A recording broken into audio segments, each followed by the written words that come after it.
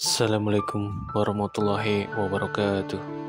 Kembali lagi di Jalan Hijrah Channel guys.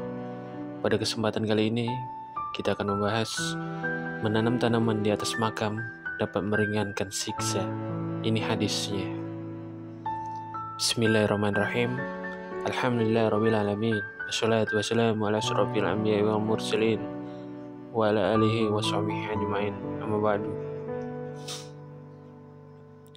Segala puji bagi Allah Tuhan semesta alam, rahmat dan keselamatan semoga terlimpah atas paling mulianya Nabi dan Rasul, juga atas keluarga dan para sahabat, serta kepada yang mengikuti mereka dalam kebenaran sampai hari kiamat.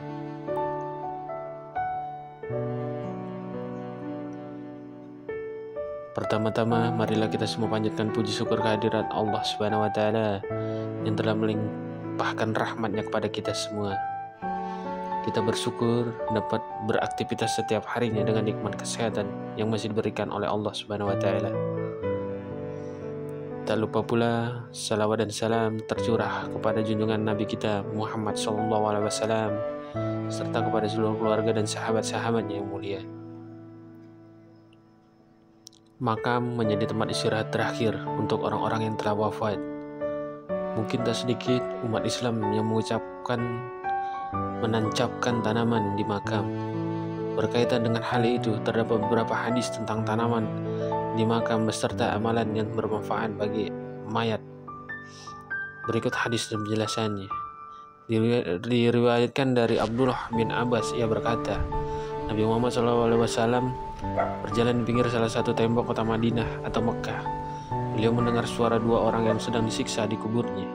Nabi Muhammad SAW kemudian bersabda, keduanya disiksa dan tidak disiksa karena sesuatu yang besar. Ya, salah satunya tidak menutup aurat saat kencing, dan orang lain berjalan mengadu domba. Nabi lalu meminta pelepah pohon, dan beliau membaginya menjadi dua. Tiap satu belahan pelepah itu beliau letakkan di kuburan kedua orang itu. Sahabat bertanya, wahai Rasulullah, mengapa Anda melakukan ini? Nabi menjawab, semoga diringankan siksa untuk keduanya selama kedua belah pelapah itu masih basah. Hadis riwayat Bukhari. Dirangkum dari majalah Nahdlatul Ulama, Aula Terbitan Aula Media Nahdlatul Ulama. Hadis tersebut menjelaskan bahwa pelepah atau ranting pohon dapat meringankan siksa orang dalam makamnya.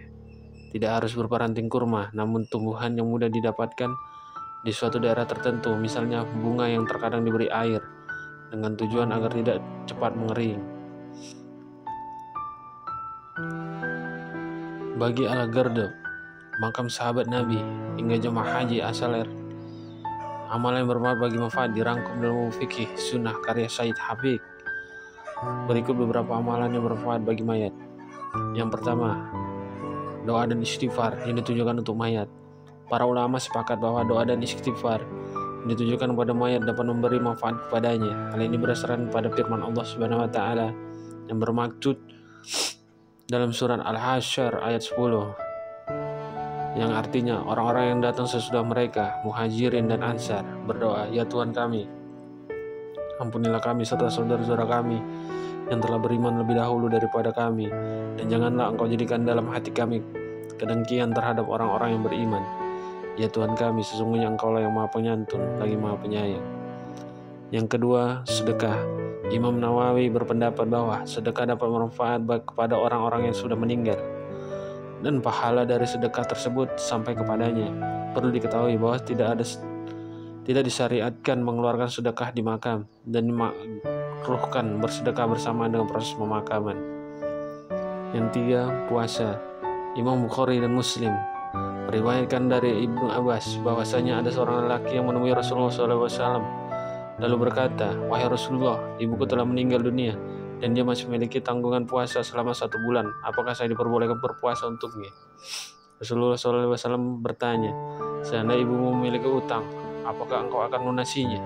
Perempuan itu menjawab, iya. Kemudian Rasulullah SAW bersabda, utang kepada Allah SWT lebih berhak untuk dipenuhi. Yang keempat, haji.